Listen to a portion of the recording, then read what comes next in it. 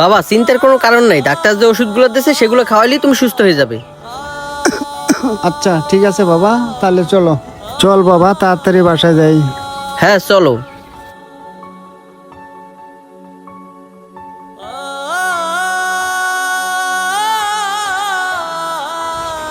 আচ্ছা বাবা, তুমি এক কাজ করো, এইখানে বসো, আসো।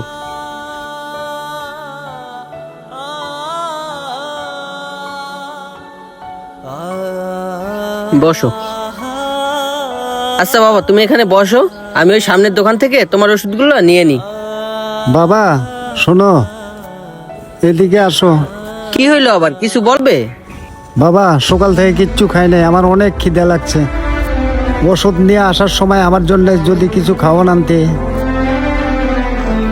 ওষুধ নিয়েই তো বাসায় যাবো, এখন আবার তোমার জন্য খাবার আনা